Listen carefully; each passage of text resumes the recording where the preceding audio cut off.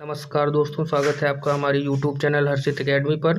दोस्तों, आज हम क्लास 12 की फिजिक्स पढ़ने चल रहे हैं। जैसा कि आप जान रहे हैं, क्लास 12 फिजिक्स फर्स्ट पेपर की फर्स्ट यूनिट है वैद्युत स्थैतिकी और उसका फर्स्ट चैप्टर है वैद्युत आवेश एवं वैद्युत क्षेत्र। दोस्तों, इस चैप्टर से संबंधित है हमारा 11वां वीडियो है। अगर अभी तक आपने हमारे पुराने वीडियो को नहीं देखा है तो पहले पुराने वीडियो को देख लीजिए, उसके बाद इस वीडियो को कंटिन्यू करें।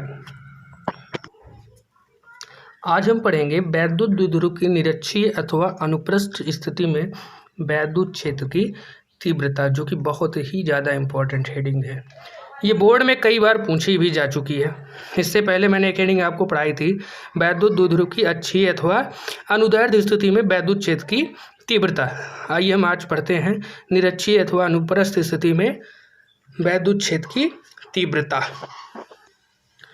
माना एक वैद्युत द्विध्रुव AB प्लस Q और माइनस Q आवेशों से मिलकर बना है, जिनके बीच की अल्प दूरी भैया क्या है, 2L। क्या है, 2L। इस वैद्युत द्विध्रुव के केंद्र O से, ये आपका केंद्र है स्मॉल O, यहाँ से स्मॉल r दूरी पर, कितनी दूरी भैया, स्मॉल r दूरी पर एक बिंदु हमारा क्या है, P है, जहाँ पर हमें वैद्युत क्षेत्र की तीव्रता ज्ञात करनी है। फिर से ध्यान दीजिएगा, एक वैद्युत द्विध्रुव AB प्लस Q और माइनस Q आवेशों से मिलकर बना है, जिनके बीच की अल्प दूरी 2L है। इस वैद्युत द्विध्रुव के केंद्र O से निरक्षीय स्थिति में स्मॉल r दूरी पर, ये निरक्षीय स्थिति है और लास्ट वीडियो मैंने अक्षीय स्थिति की बात की थी। निरक्षीय स्थिति में स्मॉल r दूरी पर एक बिंदु P है, जहां पर हमें वैद्युत क्षेत्र की तीव्रता ज्ञात करनी है। वो वैद्युत क्षेत्र की तीव्रता आप किन आवेशों से ज्ञात करेंगे, ऋण Q और प्लस Q आवेशों से। तो यहाँ से अगर मैं बात करूँगा, इसको मिला दिया जाएगा, ये आपकी दूरी हो जाएगी R है, एक पर रुक जाएगा, और इसको भी क्या किया जाएगा, यहाँ से मिला दिया जाएगा। ये क्या है, केंद्र है। केंद्र क्या करता है, किसी भी रेखा को दो बराबर भागों में बांट देता है। तो ये अगर कंप्लीट दूरी मेरी 2L है तो ये इतनी हो जाएगी स्मॉल l और ये इतनी भी हो जाएगी स्मॉल l। दोनों मिल के क्या हो जाएंगे, जोड़ने पे कभी तो कंप्लीट दूरी 2L आएगी। अब ध्यान दीजिएगा, ये इतनी दूरी R है, ये इतनी दूरी L है, ये एंगल मेरा क्या है, थीटा है, ये भी एंगल मेरा क्या हो जाएगा, थीटा हो जाएगा। और ये जानते हैं ये 90 डिग्री का कोण बना रहा है, तो ये हो जाएगा मेरा समकोण त्रिभुज। ठीक है भैया, समकोण त्रिभुज में क्या होता है, मैं यही समझा रहा हूँ। ये इतनी दूरी मेरी क्या आ गई है, L आई है, और ये इतनी दूरी R, तो ये पाइथागोरस प्रमेय से ये इतनी दूरी क्या हो जाएगी, R² प्लस L²। ये दूरी कैसे आई आपको यह समझा दे रहा हूँ मैं। ये मेरी दूरी है भैया स्मॉल r, ये मेरी इतनी दूरी है स्मॉल l, और यही मुझे निकालना है। तो ये इसको मैंने नाम दिया है PO और ये B। तो आप जानते हैं पाइथागोरस प्रमेय क्या कहता है, कर्ण का स्क्वायर। तो कर्ण का स्क्वायर बराबर क्या होता है, लंब का स्क्वायर प्लस आधार का स्क्वायर। जब ये स्क्वायर हटेगा तो PB बराबर क्या आ जाएगा, √r² plus L²।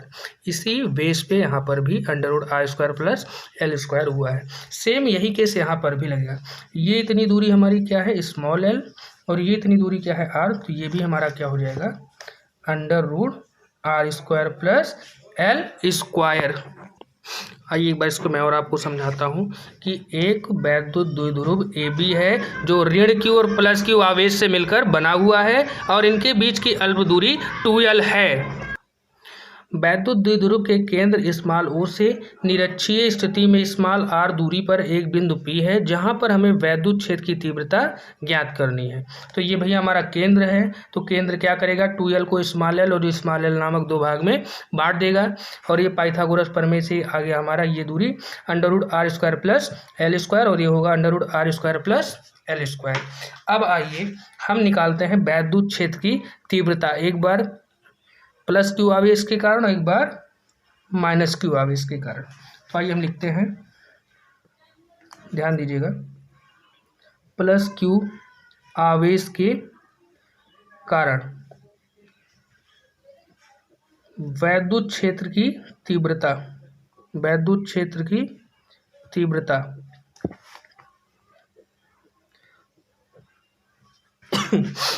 Plus Q आवेश के कारण वैद्युत क्षेत्र की तीव्रता। वैद्युत क्षेत्र की तीव्रता का फार्मूला आप पढ़े होंगे, ई बराबर क्या होता है 1/4 pi epsilon 0 Q by R square. कोई दिक्कत नहीं है। तो प्लस क्यू आवेश के कारण हो जाएगा हमारा प्लस क्यू ए है, तो इसको हम नाम देंगे ई और सफिक्स में ए।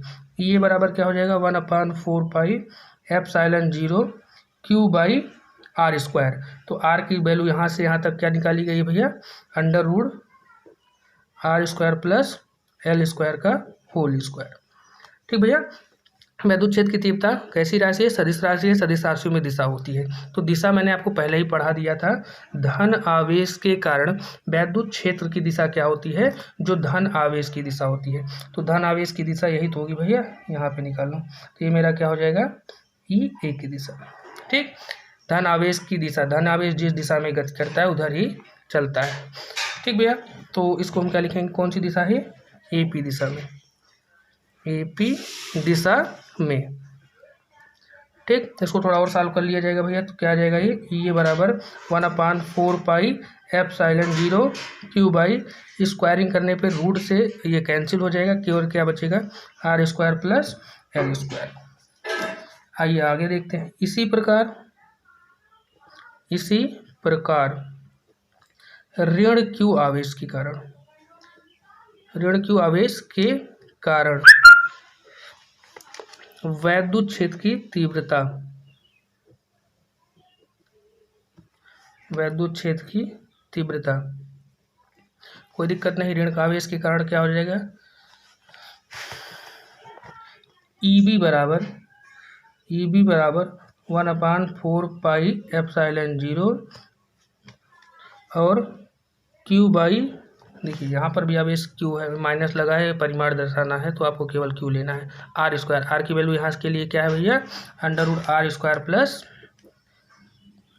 एल स्क्वायर का होल स्क्वायर। और दिशा क्या होगी, यहाँ ध्यान रखिएगा ऋण आवेश है, तो ऋण आवेश जिस जहाँ पर होता है वही दिशा होती है। तो ऋण आवेश इस साइड है मेरा, तो ये मेरी क्या हो जाएगी इसकी दिशा, ये हो गया क्या भैया ई बी।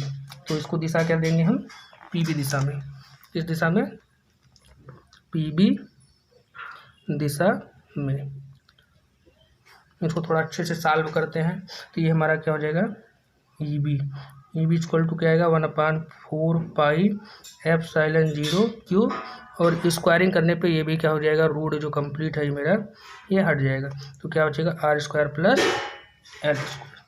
ठीक भैया। अब जरा ध्यान दीजिए, ई ए की वैल्यू जो है वही क्या है ई बी की वैल्यू।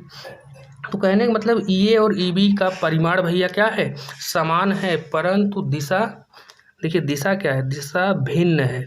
भिन्न का मतलब ना तो एक दिशा में है, ना ही विपरीत दिशा में है, और ना ही ये परस्पर लंबवत है।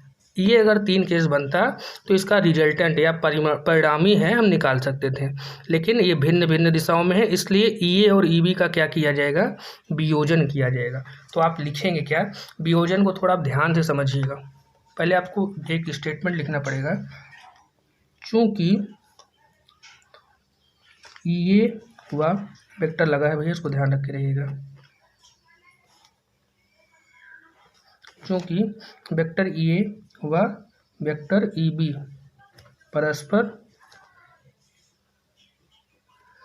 बराबर है परिमाण में, कोई दिक्कत नहीं, परंतु दिशा में क्या है भैया भिन्न है। देखिए भिन्न का मतलब मैंने आपको बता दिया, ना तो एक ही दिशा में है, ना तो विपरीत है, ना ही लंबवत है, दिशा में भिन्न है। अतः इनका परिणामी ज्ञात करने के लिए वियोजन करने पर, क्या करने पर भैया, वियोजन करने पर। तो वियोजन करने पे आपको पता है 2 सदिश मिलता है, एक क्षैतिज घटक मिलता है और एक ऊर्ध्वाधर घटक मिलता है वियोजन करने पर। तो आइए वियोजन जरा हम करते हैं, थोड़ा ध्यान से समझिएगा वियोजन कैसे किया जा रहा है, क्योंकि ये फिगर के बगल ही किया जाता है। तो आइए इनका हम वियोजन करते हैं। तो पहले वियोजन करने से पहले जो इनकी दिशा है उस दिशा को आपको लिखना पड़ेगा। तो ये है हमारा वेक्टर ई ए की दिशा, किसकी है भैया ई ए की दिशा, और ये है हमारा ई बी की दिशा। वेक्टर ई बी की दिशा। ठीक है भैया। अब हमें करना क्या है, पहले हम ई ए का करते हैं। तो आप जान रहे हैं जब भी क्या किया जाता है, वियोजन किया जाता है, वियोजन करने से दो घटक प्राप्त होता है। ठीक भैया। और जो घटक प्राप्त होता है, एक होता है हमारा क्या, ऊर्ध्वाधर घटक। ऊर्ध्वाधर घटक को मैंने आपको पढ़ाया है, किससे दिखाया जाता है, साइन थीटा से। ये साइन थीटा से। और जो क्षैतिज घटक होता है वो होता है पास। ठीक भैया। और वो क्षैतिज घटक हमारा क्या है, ई ए cos थीटा है। ठीक भैया। और ये हमारा कंप्लीट जो एंगल बनता है, ये एंगल मेरा थीटा है। ये थीटा कहाँ से आता है, यहीं से आया गया है सममित के आधार पर। किसके, बाई सिमेट्री, सममित के आधार पर। तो ये मेरा ई ए साइन थीटा हो गया वेक्टर ई ए का ऊर्ध्वाधर घटक, और ये ई ए का cos थीटा हो गया हमारा वेक्टर ई ए का क्षैतिज घटक। इसी प्रकार ई बी का भी हम क्या करेंगे, वियोजन करेंगे। और जैसे ई बी का वियोजन करेंगे तो हमें ये जो घटक मिलेगा ये क्या होगा, इसका ऊर्ध्वाधर घटक। और ये होगा क्या, ई बी साइन थीटा। और जैसे ही इसका हम क्या करेंगे, क्षैतिज घटक, क्षैतिज घटक मुझे मिलेगा ये, और ये है क्या, ई बी कॉस थीटा। यहाँ से एक चीज़ क्लियर हो गई कि ई ए साइन थीटा और ई बी कॉस थीटा परस्पर क्या हैं, विपरीत हैं। और ई ए कॉस थीटा और ई बी कॉस थीटा क्या हैं, परस्पर एक ही दिशा में। दूसरी चीज़ कि ई ए साइन थीटा और E B cos theta, sorry, E A sine theta और ई बी साइन थीटा परिमाण में क्या है, बराबर है। क्योंकि वेक्टर ई ए और वेक्टर ई बी परिमाण में क्या है, बराबर है। मैंने अभी नीचे आपको दिखाया था, दोनों की वैल्यू सेम आई थी। तो जब इनका हम वियोजन कर रहे हैं तो क्षैतिज घटक और ऊर्ध्वाधर घटक, इनकी भी वैल्यू क्या आएगी, सेम आएगी। बस फर्क क्या है कि ई ए साइन थीटा और ई बी साइन थीटा परस्पर दिशा में विपरीत हैं और परिणामी में बराबर हैं, अतः परिमाण इनके अंतर के बराबर होता है। अंतर के बराबर दोनों घटेंगे और आपस में बराबर है तो क्या होंगे, कट भी जाएंगे। तो लिखना पड़ेगा इसको आपको, वेक्टर, ध्यान से देखिएगा कि स्टेटमेंट आपका नंबर दिलाएगा आपको।